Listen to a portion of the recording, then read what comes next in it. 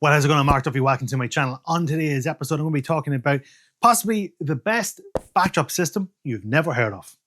So this is the Easiframe backdrop system. And in 2023, as a commercial photographer, I was coming to a point where I needed to make a definitive decision whether to keep going as I was with no studio, renting out spaces as I could, and actually invest in a fully kitted out grip van, or invest in actually getting my own studio space. And as you can see, I chose the latter. So as I was considering what options to go for when it came to backdrops, the obvious ones were coming to mind. We can go for the cheap cloth muslins that you can get off Amazon. Done them before. They don't work great. Don't really like them. You can go for the paper rolls. Problem I have with the paper rolls is, yes, they're cheap. They're easy to use and set up, but you have to be quite fragile. We're not only using them, but we're also storing them as well. You can't let them get too damp, too wet, because they'll start to wrinkle.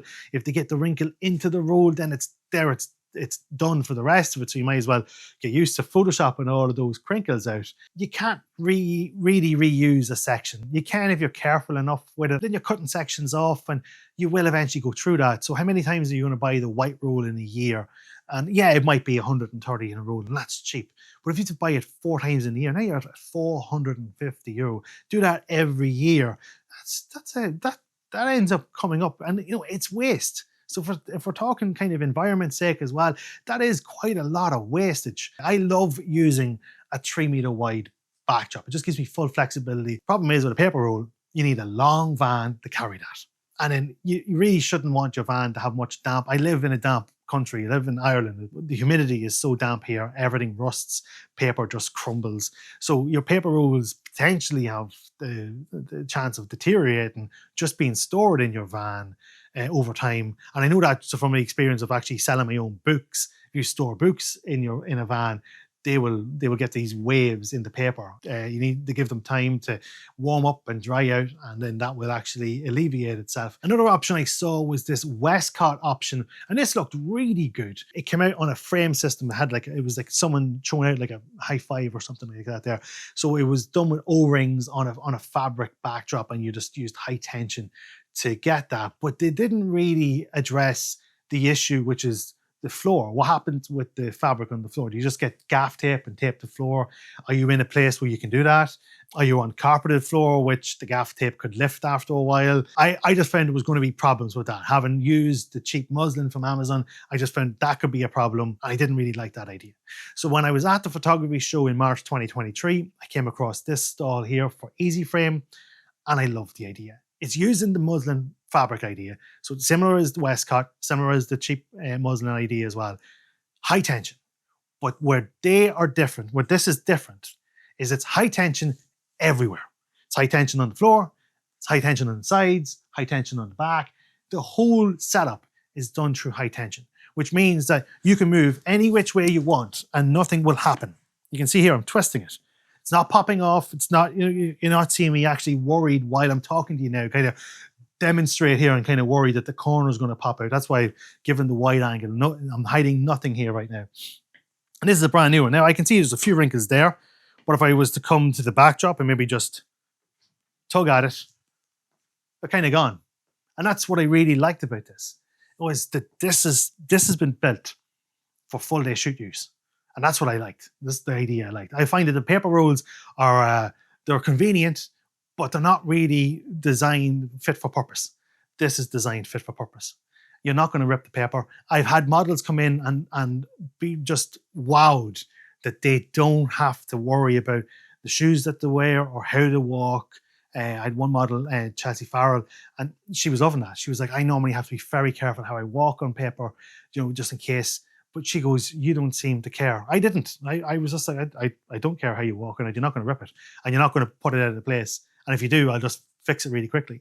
So that was one of the greatest things I've found with getting this backdrop. So when I was speaking to Richard, the founder of the company, when I was at the photography show, he did explain all this. He showed me everything.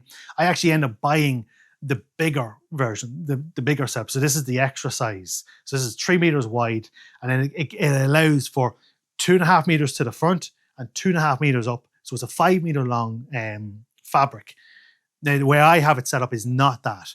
I do not have 2.5 meters to the height in my studio space, not to the back. To the front, I do. My ceiling gets taller to the as you go back.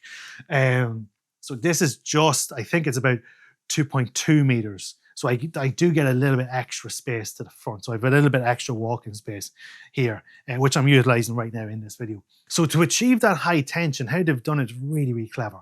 So they've put a silicone edge to the fabric, and that slots into the frame, causing that high tension for the fabric to be stretched across it. Really, really, really cool.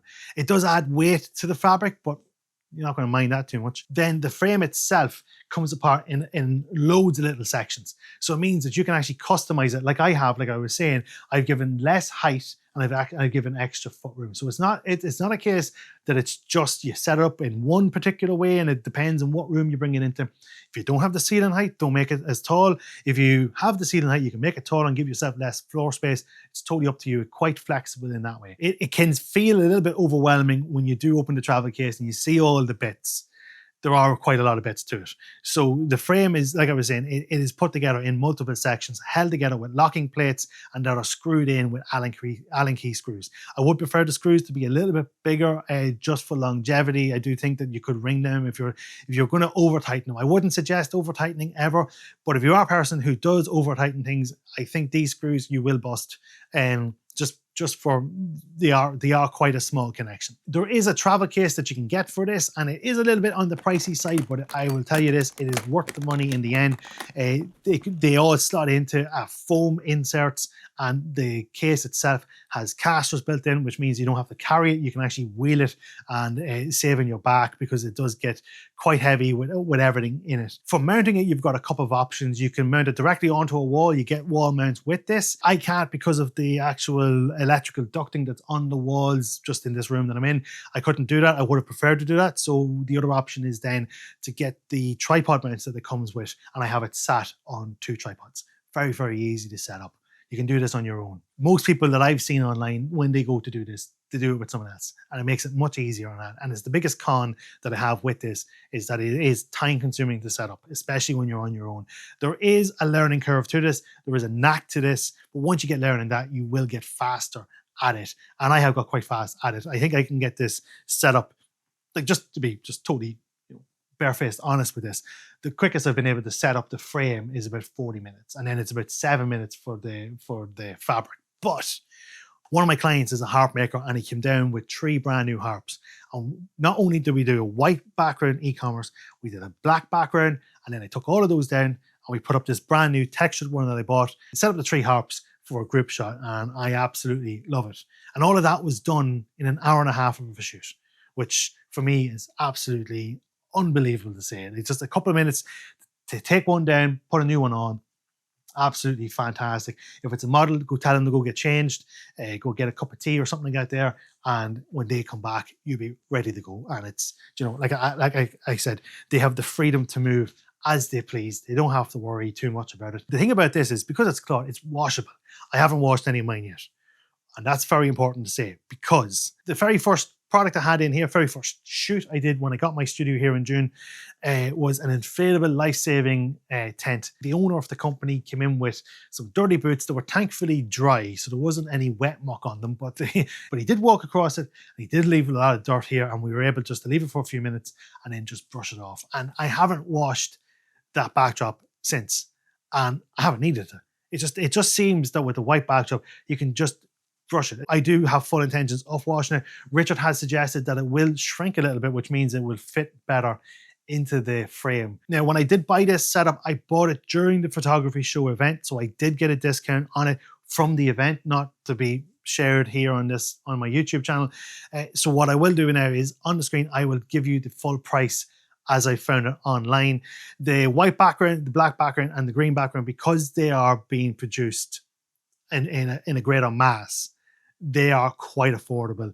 I think the white and background, I think they're like 150, maybe 180 euro. This textured backdrop is a lot more expensive. The best way I have found to think about this is a seamless version of a canvas print. And how much would you pay for a canvas? That's the way I'm kind of looking at it. These are long lasting. These are going to last years. How much would you pay for that to last? The only time I have found myself having to do any edits of cleanup is if there's any extra dust that has fallen, which will happen during a shoot, or fold lines because I haven't steamed it because I'm too lazy. But if I wasn't lazy, that wouldn't even be an issue. So I have to say, I am absolutely chuffed with this. They haven't asked me to do this. I'm just doing this off my own bat. So I hope you like this. Hope you got something from this. And if you did, give the video a like. Maybe subscribe to the channel and ring that bell to get notified every time I post up a new video. Find me on all the social medias under Mark Duffy Photography. And until the next time, later, gators.